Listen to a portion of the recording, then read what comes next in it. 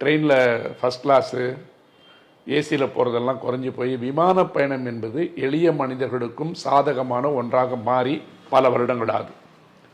மக்களுடைய தாங்குதிறன், செலவு பண்ணக்கூடிய திறன், வருமானம் எல்லாவற்றையும் கணக்கு வைத்தாலும் கூட பல நேரங்களில் அவசர பயணத்துக்கு விமானம்தான் சரியாக இருக்கும்ன்ற காரணத்தால் வந்து உங்களுக்கு விமான பயணம் என்பது எளிய மனிதர்களும் சாதாரண மனிதர்களும் பயன்படுத்தக்கூடிய ஒரு போக்குவரத்து துறையாக மாறி பல காலமாகுது. அதனுடைய அடிப்படையில் தான் இந்தியாவில் பல இடங்களுக்கு வந்து விமான நிலையம் வேணும்னு கொண்டு வந்தோம்.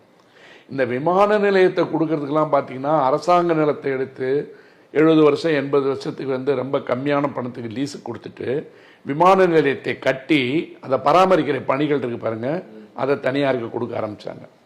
இந்த உடான் அப்படின்னு சொல்லிட்டு ஒரு முறை கொண்டு வந்தாங்க. உடான் என்கின்ற திட்டத்தின் கீழ் எப்படின்னு பார்த்தீங்கன்னா ரொம்ப சின்ன சின்ன இடமாங்க இருக்கிற இடங்கள்லாம் வந்து விமான சேவையை கொண்டு வரணும், மக்களுக்கு வந்து அது வந்து எளிய விரைவான பயண சேவையை கொடுக்கணுன்றதுக்காக உதாரணமாக தமிழ்நாட்டில் ஓசூர், வேலூர், நெய்வேலி, சேலம், தஞ்சாவூர் இந்த மாதிரி இதெல்லாம் அந்த மேப்பில் வந்தது. இப்போ வந்து என்ன பண்ணாங்க, ஓசூருக்கு வந்து மிகப்பெரிய ஏற்றுமதி தளம், அது பூக்கள் ஏற்றுமதியிலிருந்து பல விஷயங்களில் வந்து ஏற்றுமதி தளமாக இருக்கின்ற இடத்துல திடீர்னு என்ன பண்ணுறான்னு கேட்டிங்கன்னா ஒரு விதி இருக்குது, 150 கிலோமீட்டர் தூரத்துக்குள்ளார 2 ஏர்போர்ட் இருக்கக்கூடாதுன்னு.